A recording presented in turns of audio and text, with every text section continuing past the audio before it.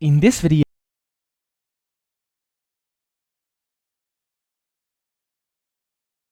you want to go to investing.com and you want to sign into your account. And then after you've done this, you want to go ahead and where it says search the website in the search bar at the very top of your screen, data for. So for example, let's say you're trying to do this for Bitcoin USD. So for Bitcoin, you want to search for that and then you want to click on it, or of course it can be anything else as well.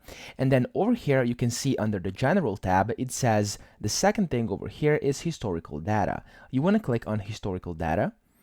And then once you're in here, first you want to select your time frame. So for example, daily, weekly, or monthly, so whichever you like. And then here you can select the dates. So of course you have to select the date range, so between these two dates, and then click on apply. And after you do this, you can preview everything over here. And to download it, simply press this download button. And then within just a second, your historical data will be saved as a CSV file on your computer. So that's pretty much it. I hope this video helped you out. If it did, please subscribe to the channel and help me out as well.